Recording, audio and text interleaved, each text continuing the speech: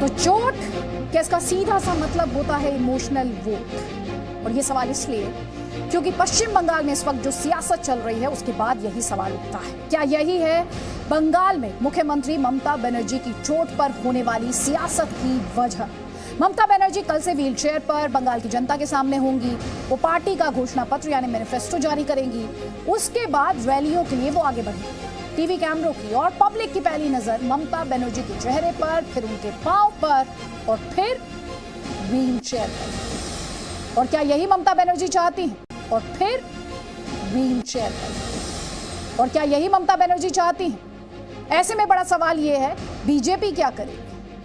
ममता की चोट से उसे वोटों की चोट लगेगी क्या?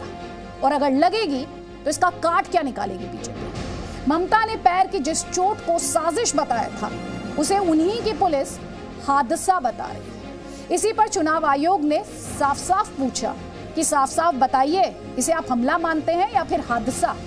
बस यही एक पेच है जहां ममता या टीएमसी फंस सकते हैं और बीजेपी उन पर काउंटर अटैक कर सकती है। जल्दी से आपको बता देते हैं हमारी इस बड़ी बहस के 5 बड़े सवाल।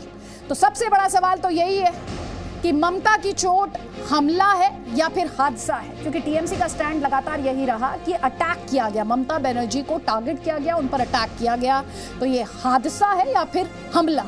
ममता की चोट पर क्या है सच्ची रिपोर्ट? क्योंकि जिस रिपोर्ट के बारे में हम आपसे बात कर रहे हैं, जो चुनाव आयोग को भेजी गई, मुख्य सचिव द्वारा पलटकर सवाल पूछ लिया गया मुख्य सचिव से ही, बंगाल में चोट से क्या वोट का खेला होगा? इसीलिए इमोशनल कार्ड बीजेपी से बार बार बता रही है। और चोट और चेहरे पर बंगाल का चुनाव लड़ा जाएगा क्या? चोट और चेहरा, जैसे कि ममता बनर्जी की चोट हमने शुरुआत में ही आपको बताया, और चेहरा यशवंत सिन्हा, जिनके चेहरे को बीजेपी के साथ जोड़कर देखा जाता है, पिछले कुछ समय से मार्जिनलाइज रहे हैं यशवंत सिन्हा, और फिर अब वो टीएमसी में चले गए हैं और कई बड़े स्टेटमेंट्स उनके द्वारा दिए गए हैं। कई खास मेहमान इस वक्त हमारे साथ हैं। हमारे साथ राजू बिष्ट हैं, दार्जिलिंग से टीएमसी के एमपी हैं। सौरभ सिकदर हैं, बीजेपी के प्रवक्ता हैं। एआईएमआईएम से वारिस पठान है। मानव जायसवाल टीएमसी का पक्ष रखने के लिए हमारे साथ हैं। शुद्धो बनर्जी कांग्रेस पार्टी का पक्ष रखने के लिए हमारे साथ हैं। आप सभी का बहुत बहुत स्वागत है। आपको रिक्वेस्ट कर रहा हूं कि मैं जब बोलूंगा थोड़ा बीच में मत बोलिएगा। ऐसा है, ममता बनर्जी जी का जो चोट है उसका इलाज मेडिकल साइंस में होगा कि पॉलिटिकल साइंस में होगा, ये देखने लायक बात है अभी, क्योंकि इसमें बहुत सारे कॉन्ट्रडिक्शन आ रहा है।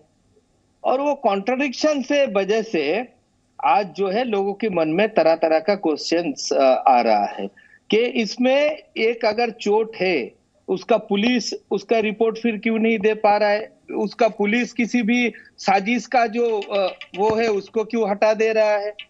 तो ये सारे चीज जो है इसको आगे करके हमको सर वो आपसे सवाल पूछ रहे हैं। सौरभ जी, उनका सवाल आपसे, वो कह रहे पुलिस जिनके अंडर में है वो जवाब दें इस पर।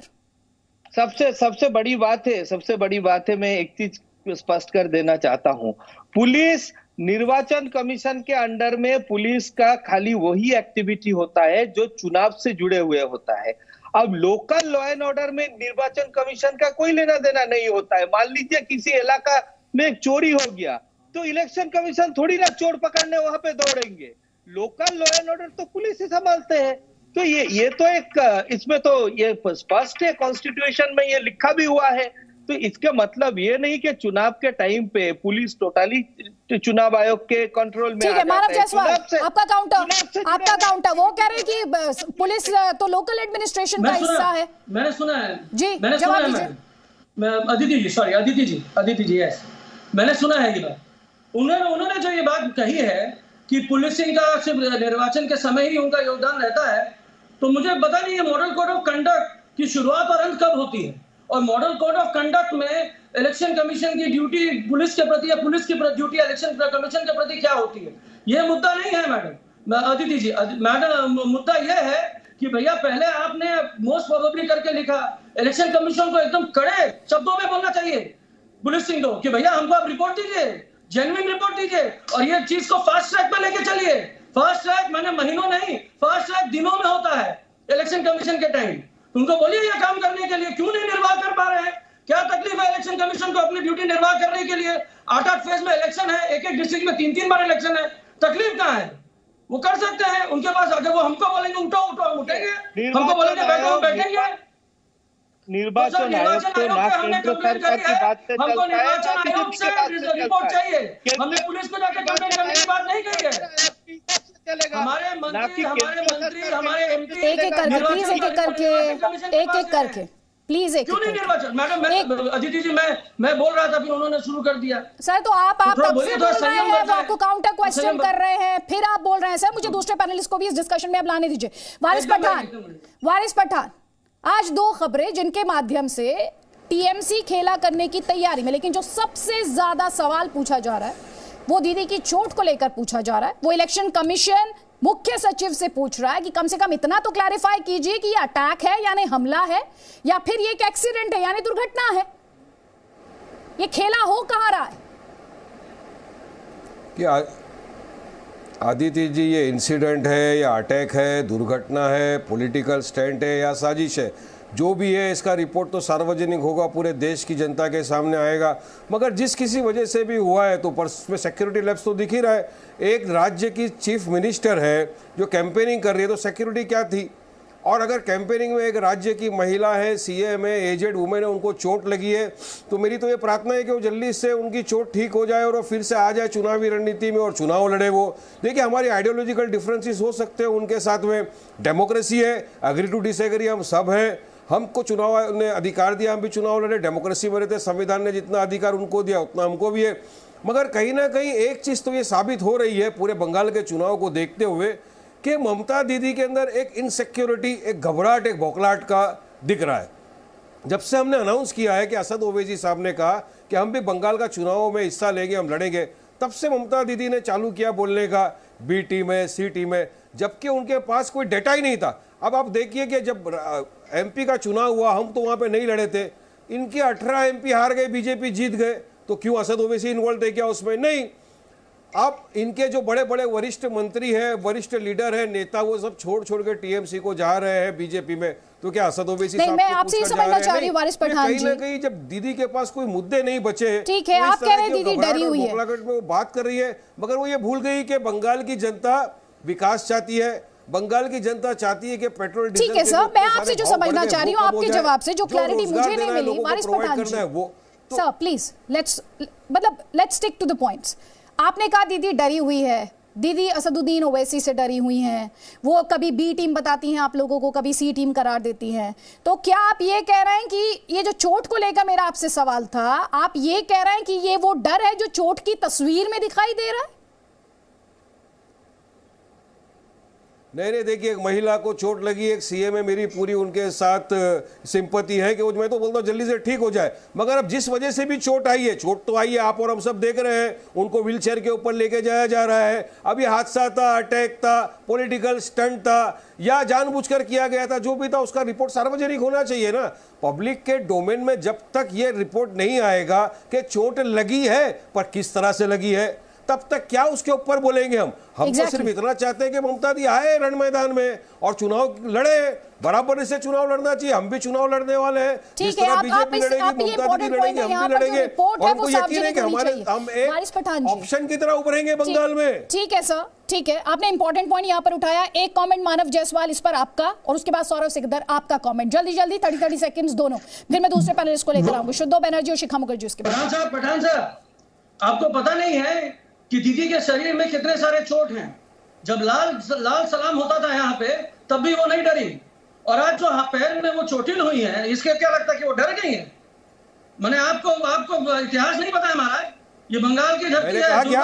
अरे मैं तो कह रहा हूँ कि वो चोटिल है, तो मैं प्रार्थना कर रहा हूँ कि दीदी जल्दी से ठीक हो जाए। डरने का मैंने ये कहा क्या? मैंने कहा क्या? अरे असदुद्दीन ओवैसी साहब आपके लिए बहुत बड़े होंगे। डर और घबराहट तो पहले से, 2 महीने से डर घबराहट हो रही है उनको, और उनको डर और घबराहट तो दीदी को 2 महीने से चल रही है। बंगाल की असद ओवैसी की पार्टी एमआईएम लड़ने वाली है बंगाल में, अभी से डर घबराहट है। मैं देखिए एक महिला का सम्मान करता हूँ, मैंने कहा उनको चोट लगी है, भगवान को जल्दी से सुरक्षित कर दे, जल्दी से ठीक कर दे और चुनाव के मैदान में फिर से आ जाए। कि आप लोगों की वजह से देश का वातावरण खराब होता है। आप लोग सुनते नहीं, समझते नहीं कि पैनलिस्ट क्या बात कर रहा है, बस रटते जा रहे हो। जो कहा है उनके बारे में, जिसके लिए मैं पूरे देश को अवगत कराना चाहता हूं कि जब खानदान में एक एरोप्लेन को हाईजैक किया गया था, तब इसी बागिनी ने अपने शरीर और अपने मन तन से क्या किया था? ठीक है, मैं उसी स्टेटमेंट पे बाद में डिस्कशन करूंगी। उस स्टेटमेंट पर मैं बाद में डिस्कशन करूंगी। Please Shuddho Banerjee, please. Manav Jaiswal, let's stick to the points. अरे भाई साहब, रिबटल होना अरे चाहिए प्रवक्ता जी और टीएमसी के प्रवक्ता जी, शुद्धो बनर्जी प्लीज। अरे तो सार्वजनिक करो रिपोर्ट को, रिपोर्ट को सार्वजनिक करो प्रवक्ता जी। एक बार में एक पैनलिस्ट, हंगामा नहीं चाहिए, शोर नहीं चाहिए, खबर चाहिए, खबर चाहिए और पॉलिटिकल पार्टी का स्टैंड चाहिए, शोर नहीं चाहिए प्लीज। शुद्धो बनर्जी, वारिस पठान कह रहे हैं रिपोर्ट को सार्वजनिक किया जाए, इलेक्शन कमीशन कह रहा है स्पष्ट किया जाए कि चोट है, हादसा, ये चोट हादसा है या फिर ये एक हमला है। अदिति जी, पिछले 3 दिनों से और हादसे वाले दिनों से हम यही मांग कर रहे हैं कि प्रशासन बिल्कुल स्पष्टीकरण दे कि ये हादसा है या हमला है, दुर्घटना है, संयोग है, क्या है।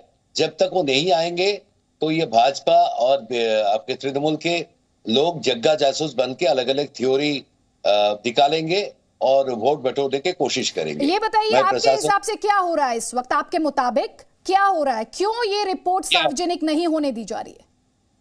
ये कोई नहीं बता सकता है। किसको सूट करता है? इस पर दोनों को सूट करता है, क्योंकि देखिए अब हमला और संयोग के बाद बोल रहे हैं, मुझे 1 मिनट बोलने का टाइम दीजिए। हमला हुआ है राज्य प्रदेश की आर्थिक स्थिति पे, केंद्र की आर्थिक स्थिति पे। हमला हुआ है लोगों के नौकरी पर, प्रदेश में भी केंद्र में भी। हमला हुआ है किसानों पर, केंद्र में भी प्रदेश में भी। हमला हुआ है लोगों के सुरक्षा पर, नारियों के सुरक्षा पर, राज्य प्रदेश में भी। शिखा मुखर्जी भी हमारे साथ हैं, सीनियर जर्नलिस्ट हैं। शिखा जी, बहुत बेसिक सवाल जो आज इलेक्शन कमीशन ने पूछा कि आप स्पष्ट तो कीजिए, आप इसे इंसिडेंट करार दे रहे हैं, आप इसे इंसिडेंट बुलाते हैं, ये स्पष्ट तो कीजिए एक्सीडेंट है या फिर अटैक है। ये इतना कंफ्यूजन क्यों है? पहला तो ये रिपोर्ट सार्वजनिक क्यों नहीं की जा रही, और दूसरा ये किसकी सियासत को सूट करता है इस वक्त जो हम एक कंफ्यूजन की स्थिति, जो कई बार ऐसा भी लगता है कि वो कंफ्यूजन जानबूझकर क्रिएट की जा रही है, किसकी राजनीति को सूट करती है?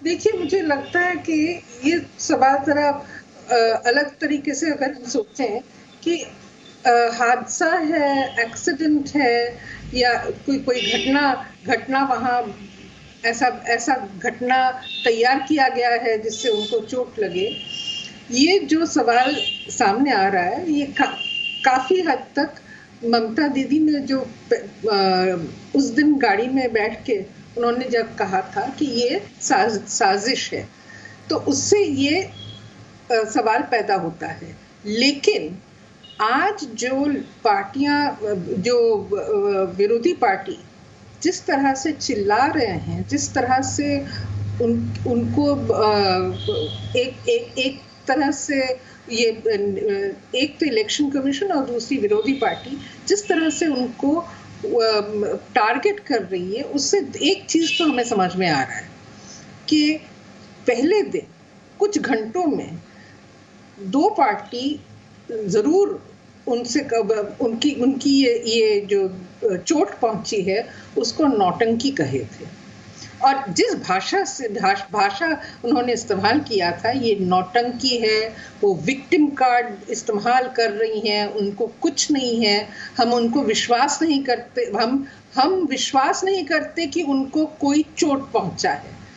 ये जो उन्होंने पहले से ही बता दिया था, इसको किस हद तक इसको कवर अप करने के लिए ये इतना चिल्ला रहे हैं कि मुझे ये बताइए कि हादसा है या ये है या ये वो है। आप ये कह रही हैं शिखा जी कि election commission, let me finish please, let me finish.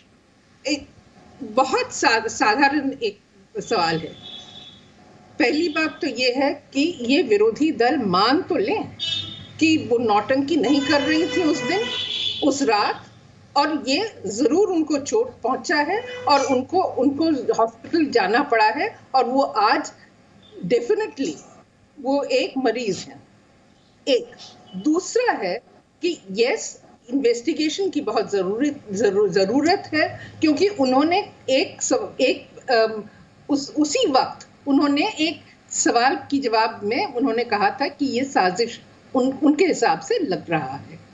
तो दो चीजें अलग करनी चाहिए, दोनों एक से दूसरा नहीं ढक सकते हैं। ठीक है मैम, ये जो ठीक है ma'am, I gave you around 3 minutes. Please now let me bring in the other panelist also, because you are raising a question.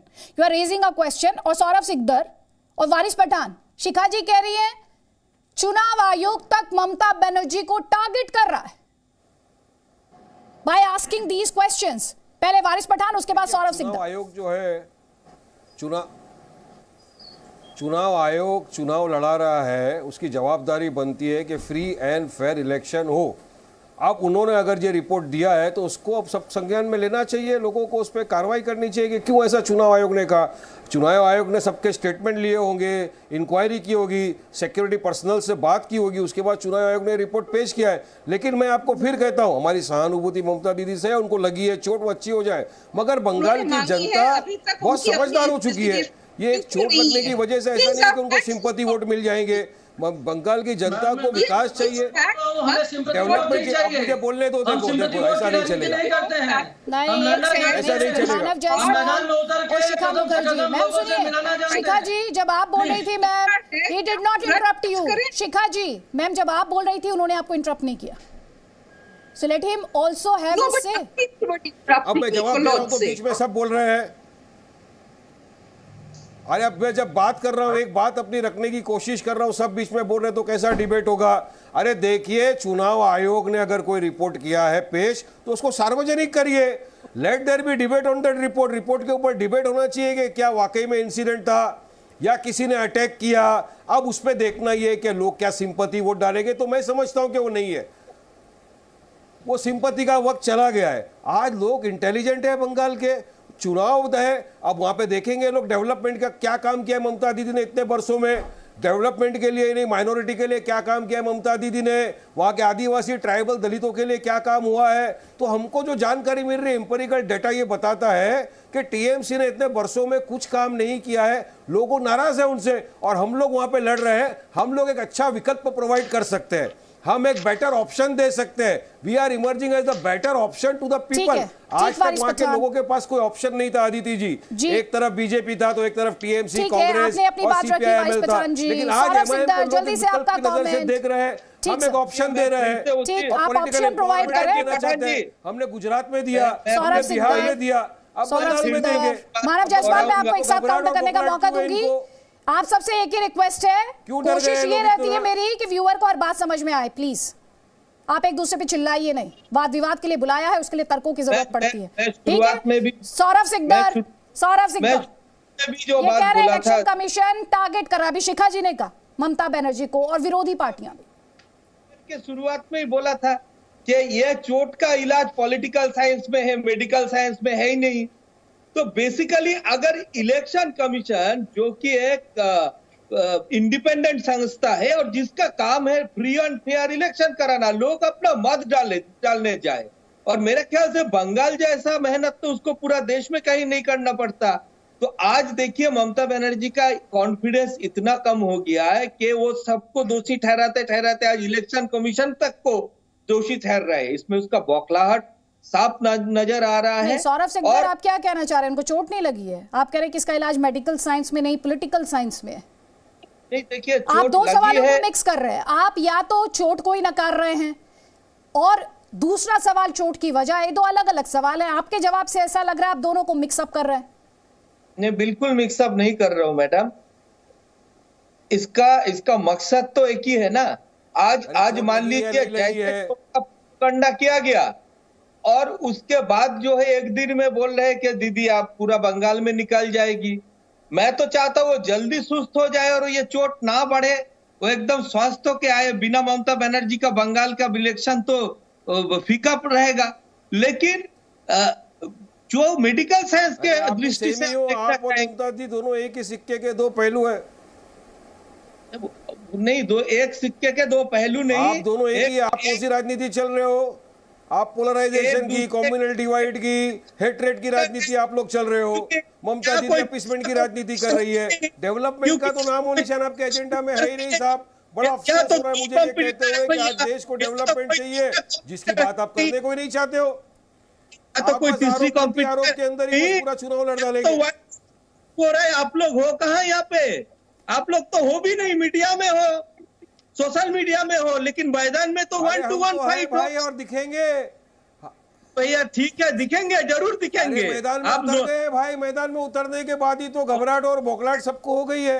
जब मैदान में उतरे असद ओवैसी MIM तो सबको घबराहट और बौखलाहट हो गई है। अरे ये विकल्प आ गया। आज तक तो हमने जागीर समझ के रखा था माइनॉरिटी के वोट्स को, हमारी जागीर था।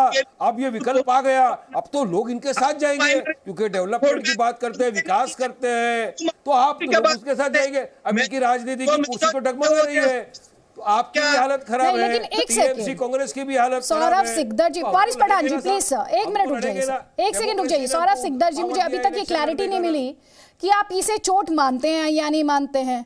फिर चोट की वजह क्या है वो अलग बात है, कि अटैक था या हमला था या फिर हादसा था, वो अलग सवाल है सर। आप इसे चोट मानते हैं या नहीं मानते, मेरा सवाल अब भी वैसे का वैसे ही बरकरार है। देखते एक रिएक्शन आपको सुनवा देती हूँ, उसके बाद मैं आपसे वापस कॉमेंट लूंगी। सौरभ जी,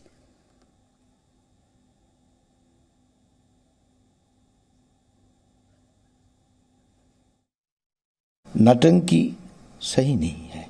एक्सीडेंट होने के बाद वो पैर पर हड्डी टूटा नहीं, वो क्या प्लास्टर कर लिया, प्लास्टर किया तो ठीक है, 48 घंटा के बाद प्लास्टर नहीं आया, अभी क्रेप बैंडेज लग गया। 2 दिन में तो हड्डी नहीं जोड़ पाए।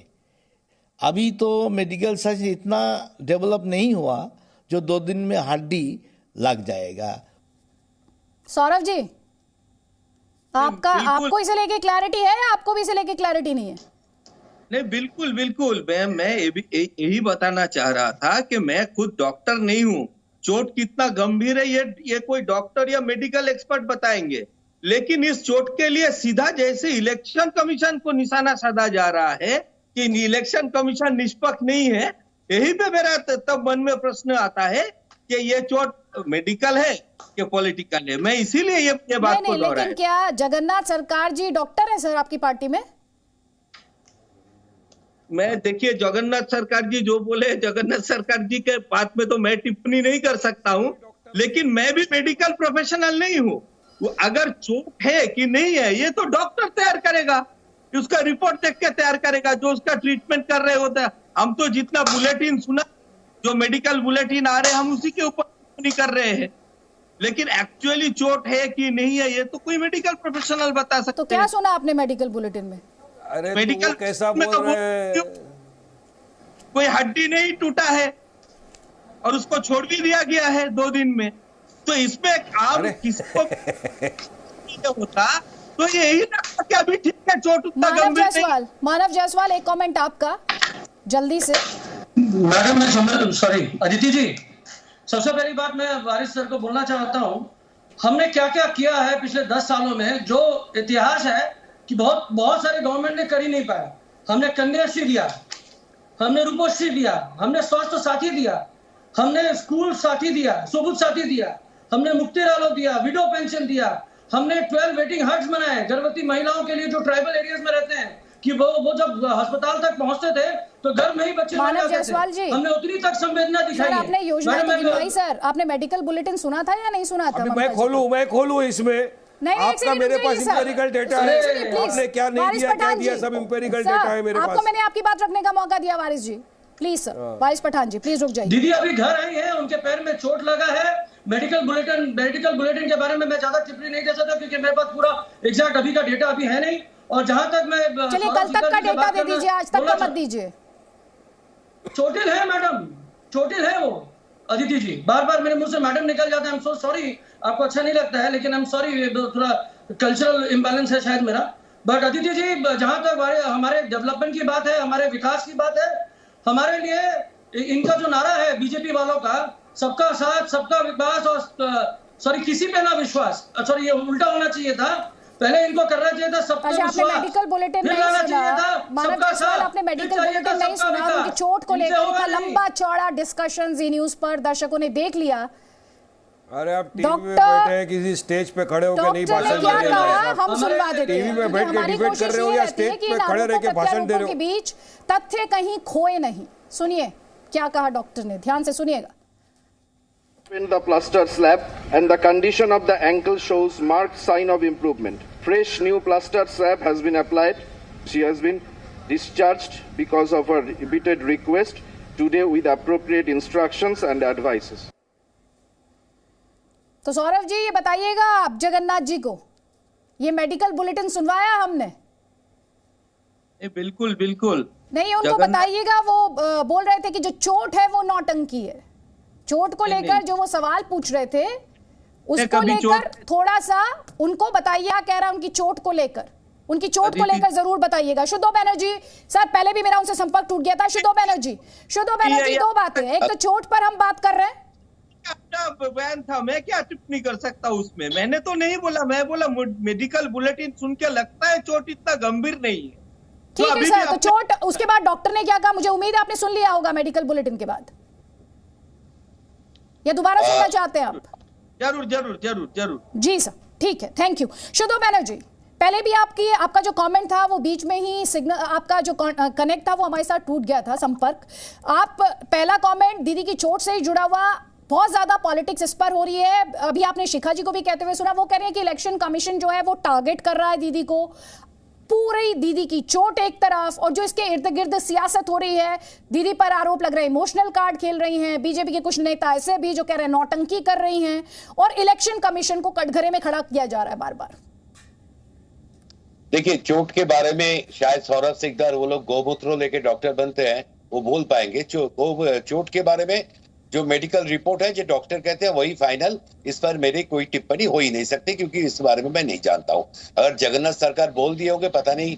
जगन्नाथ सरकार बहुत कुछ करते, मुझे याद है पिछले साल इसी दौरान सुभाष सरकार ने कहा था, इन्हीं के एमपी, जो कोरोना कोई चीज है नहीं, वो कोरोना वो इटली में देख के आए राहुल गांधी। बात जब सच था कि इटली से देख के आए, तो राहुल गांधी ने कहा था बहुत भयानक स्थिति है। तो ये बड़े महान पंडित ज्ञानी लोग होते हैं, इनके बात छोड़िए। जहां तक सियासत की बात है, देखिए, हमला हो या दुर्घटना हो, प्रशासन को आनी चाहिए, लेकिन कल 6 तृणमूल के सांसद जाके चुनाव आयोग के पास ऐसा कुछ बात कहने की शुरू किया, मतलब कोशिश की कि इस पे कंस्पिरेसी है, मारने की कोशिश है। वो क्या चाह रहे थे ना, इसको लंबा खींच के क्या करे ना, मेन जो मुद्दे है उस मुद्दे को ढक के एक सहानुभूति की राजनीति करे। लेकिन उनको ये भूल गए कि लोगों के पास, लोगों के समस्याएं के लिए, तकलीफों के लिए सहानुभूति दिखाने वाला कौन होंगे? वो तो ना मोदी जी होंगे ना ममता जी होंगे। ऐसे सहानुभूति की जरूरत क्यों पड़ी? क्योंकि उनको पता है कि नाकामी बहुत ज्यादा है। भ्रष्टाचार बोलिए, मारपीट बोलिए, तोलाबाजी बोलिए, उनकी नाकामी बिल्कुल मोदी जी के बराबर है। तब ये दोनों पार्टी के पक्ष में ये जाता है, तो इसी को लेके वॉलीबॉल खेलते रहे। इस बीच एक चीज में ममता जी ने बिल्कुल कामयाब हो गई है कि शुभेंदु अधिकारी का मनोनयन जमा करने का जो दिन था, उसको लेके भारी नौटंकी करने का प्लान किया था भाजपा ने, बाहर से लोग लाके। ममता जी की इस घटना ने उस चीज को बुरा दबा दिया। इस बात से बंगाल के हर एक आदमी वाकिफ है कि मीडिया को अपने पक्ष में यूज करने में और किसी भी घटना से अपना फायदा उठाने में Mamata Banerjee the best in India. 1996 में याद होगा, जब 4 लोगों, जब जुब कांग्रेस में थी हो, और अधीर रंजन चौधरी और 3 लोगों को टिकट दिया गया था, वो जुब कांग्रेस नेत्री के नाते सारे मीडिया को बुला के एक कोर्ट के सामने एक पेड़ से मतलब खुदकुशी करने की कोशिश की, मीडिया बुला के। चले, कुछ लोगों ने रोक ली, उनमें से 3 लोग तक उनके पार्टी में है, और एक जो उनके पार्टी में नहीं है, उनका नाम है अधीर रंजन चौधरी।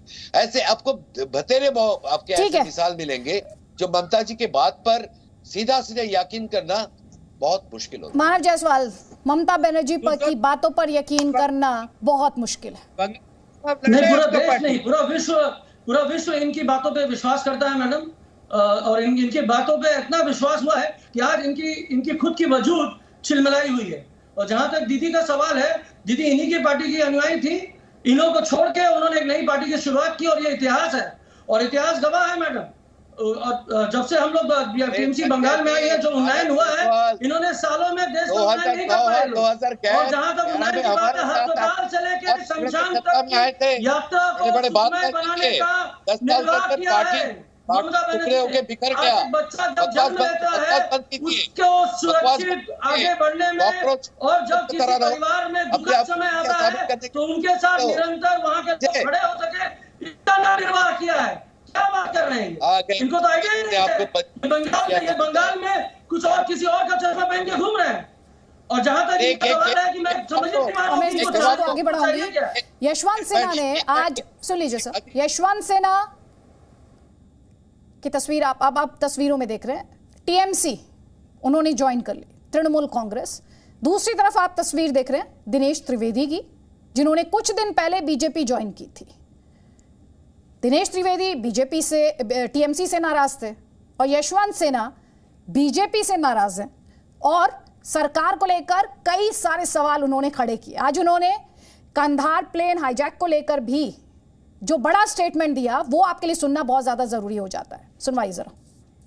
बीजेपी का एक ही मकसद है देश में आज के दिन, बंगाल का चुनाव जीतना चाहते हैं और इसीलिए ममता जी को एक तरह से अपंग करने के लिए उन्होंने वो काम किया, आक्रमण का, जो नंदीग्राम में हुआ।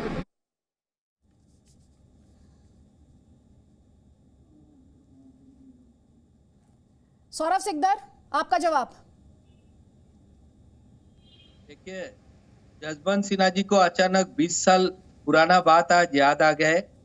और दूसरी बात है कि जसवंत सिन्हा जी जब तक भाजपा में थे तो तब तक तो भाजपा में थे, तो हमारे लीडर थे, हमारे सारा खबर थे, लेकिन वो तो भाजपा से दूर दूर तक उनका संबंध नहीं है। भले ही उनके बेटा हमारे लीडर अभी है, इनका लीडर है, बोल रहा है, इनका लीडर है।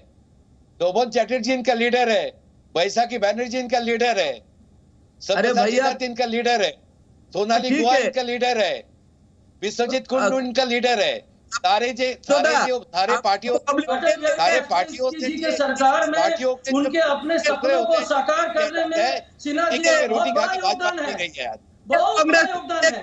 इनको इतिहास पता नहीं है, कौन सी पार्टी ये कर रहे हैं। इनको तो शर्म आना चाहिए कि बीजेपी भी क्यों कर रहे हैं। ये मोदी शासन कर रहे हैं, ये सही बात है। बीजेपी नहीं, मोदी शाह कर रहे हैं।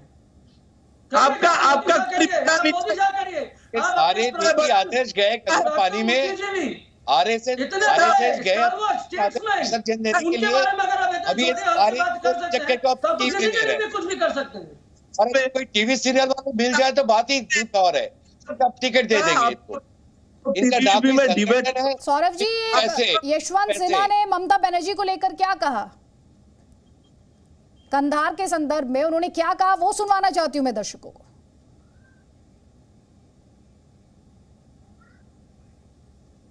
चलिए, वो रिएक्शन जैसे ही हम आता है हम आप तक पहुंचाएंगे। एक कमेंट जल्दी से यहां पर, शिखा जी आपका, यशवंत सिन्हा का टीएमसी में शामिल हो जाना कितना, इस चेहरे से टीएमसी को कितना फायदा हो सकता है और बीजेपी को कितना नुकसान? अगर पश्चिम बंगाल की इलेक्शंस की बात करें तो इससे एक मॉरल मैसेज पहुंचता है। यशवंत सिन्हा का यहाँ पश्चिम बंगाल में इतना बेस है, ना इन्फ्लुएंस है, तो ये एक मॉरल सपोर्ट के हिसाब से जरूर इसको माना जा सकता है। और ये एक यशवंत सिन्हा जी खुद अपना शायद कुछ कैलकुलेशंस करके ये इस इलेक्शन के समय यहाँ पे इस तरह से जोड़ रहे हैं। लेकिन एक बात मैं सबसे पूछूंगी कि ये जो निर्वाचन कमीशन है, इलेक्शन कमीशन ने अपने लोगों को भेजा था नंदीग्राम और वहां से एक रिपोर्ट भी आया था और फिर दोबारा तृणमूल कांग्रेस से रिक्वेस्ट गया है कि आप दोबारा जांच करवाइए। तो इसके लिए वो भी जांच होना चाहिए और उसकी जो रिपोर्ट है वो निर्वाचन कमीशन से लेनी चाहिए, क्योंकि ये इतना सवाल उठ रहा है कि क्या हुआ था, कैसे हुआ था एक तरफ, और इसी के साथ लोग जुड़ रहे हैं कि ये ममता बनर्जी झूठ बोल रही हैं, नाटक कर रही हैं, वो उन पर बिल्कुल भरोसा नहीं किया जा सकता है। तो एक चीज मुझे बहुत मैं सुन रही थी, ये जो वितर्क हो रहा है आज के यूनाइटेड स्टेट्स के जो प्रेसिडेंट है जो बाइडेन, उनको भी पैर में चोट लगा था और उनकी भी टांग टूटी थी और वो 2 दिन में वापस चले गए थे कैंपेन पे। और जब हिलरी क्लिंटन प्रेसिडेंशियल कैंडिडेट थी और वो भी गिर चुकी थी और वो भी बीमार पड़ गई, तो जिस तरह की ठीक है, मेरे को अभी यहाँ पर आपको प्लीज माफी के साथ यहाँ पे रोकना पड़ेगा, मेरे पास समय बहुत कम है। यशवंत सिन्हा ने क्या कहा था कंधार को लेकर, सुनिए। ममता जी और हमने साथ मिलकर अटल बिहारी वाजपेयी की सरकार में काम किया था। ममता जी शुरू से ही एक फाइटर रही हैं। आज मैं आपको बताना चाहता हूं कि जब इंडियन एयरलाइंस का हवाई जहाज उसको अगवा कर लिया गया था, अपहरण हो गया था, और जो आतंकवादी थे उसको कंधार ले गए थे, तो कैबिनेट में एक दिन चर्चा हो रही थी, तो ममता जी ने ऑफर किया कि वो स्वयं हॉस्टेज बन के जाएंगी वहाँ पर, और शर्त ये होनी चाहिए कि बाकी जो हॉस्टेजेस हैं उनको आतंकवादी छोड़ दें और वो उनके कब्जे में चली जाएंगी, और जो कुर्बानी देनी पड़ेगी वो कुर्बानी देंगी देश के लिए। तो आज ऐसी सारी ताकतों को इकट्ठे आने की जरूरत है। वारिस पठान, इस स्टेटमेंट की टाइमिंग बहुत इंपॉर्टेंट है। जी देखिए, अभी यहाँ तो वाटर सिस्टम चल रहा है, कुछ लोग बीजेपी में चले गए, तो वहाँ तो बीजेपी तो वॉशिंग मशीन बन चुका है। जो भी पहले दूसरी जगह था वो गंदा इंसान था, बीजेपी में आके धुल गया, साफ सुथरा हो गया, एकदम दूध की तरह सफ़ेद चमकदार हो गया। अब यशवंत सिन्हा वहाँ से बीजेपी से आ गए ममता जी के यहाँ, तो ये तो चलता रहेगा, अब तू मेरे यहाँ मैं तेरे यहाँ। लेकिन इससे बंगाल की जनता का क्या फ़ायदा? सवाल एक ही मैं बार बार कर रहा हूँ, इससे बंगाल में विकास होगा क्या? यशवंत सिन्हा के यहाँ आने से या सुधेंदु अधिकारी के वहाँ जाने से बंगाल के आम इंसान को फ़ायदा होगा, बंगाल के माइनॉरिटी को फ़ायदा होगा, दलित आदिवासी ट्राइबल का फ़ायदा होगा? क्या फ़ायदा होगा? ये दोनों अपने अपने उल्लू सिर्फ सीधा कर रहे हैं। इसलिए मैं हमेशा बोलता हूँ ये बीजेपी टीएमसी दोनों एक ही सिक्के के दो पहलू हैं मैडम।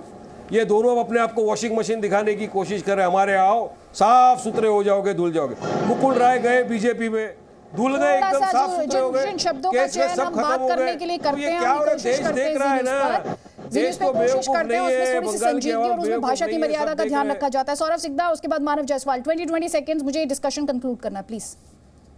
देखिए, मैं तो सबसे पहले ये बोल रहा हूँ कि आज जसवंत जी को 20 साल बाद क्यों याद आया, 20 साल में इस बात का जिक्र क्यों नहीं हुआ? आज ममता बनर्जी को खुश करने के लिए या पूरा मीडिया का वो अट्रैक्शन करने के लिए आज ये बात क्यों आया? और दूसरी बात मैं कहना चाहता हूँ, क्या जसवंत सिन्हा जी बंगाली है, बंगाल के रहने वाले हैं? हम ये प्रश्न नहीं उठाते, लेकिन हमारा जब भी कोई लीडर आता है ममता बनर्जी बोलता है बहिरागत, गुटका और क्या क्या सब बोल रहे, गुटका खोर। मानव जायसवाल, यशवंत सिन्हा जी का आना हमारे लिए बहुत ही खुशमय वक्त है। हम लोग बहुत खुश हैं कि उन्होंने एक समय नहीं, उन्होंने सवाल पूछा कितने साल लग गए कंधार को लेकर ये बयान देने में। 20 साल नहीं लगे हैं, ये ऑलरेडी चर्चित है, ये पूरे बीजेपी पार्टी को पता है, पूरे एनडीए को पता है। आज उन्होंने अपनी मन की व्यथा बताई है, इसमें तो कोई तकलीफ नहीं है। स्वतंत्र देश है हमारा कॉन्स्टिट्यूशन, संविधान हमको ये राइट देता है कि हम जो मन की बात कर सकते हैं। किसी एक के लिए तो मन की बात होती नहीं है। और जहां तक दूसरा प्रश्न है कि उनका क्या फायदा होगा, ये बीजेपी अच्छी तरीके से जानती है कि वो प्राक्तन बीजेपी के मेंबर रहे हुए हैं, पुराने एनडीए के मेंबर रहे हुए हैं, जो बीजेपी आज लुप्त हो चुकी है। मुझे इस डिस्कशन को यहीं पर रोकना होगा। सौरभ सिकदा, वारिस पठान, मानव जायसवाल, शिखा मुखर्जी और शुद्धू बनर्जी, आप सभी का बहुत बहुत शुक्रिया। कुछ और खबरें दिखाएंगे आपसे बस थोड़ी ही देर बाद। आप देखते रहिए। Presenting B News app available on Google Play and App Store. Download it now.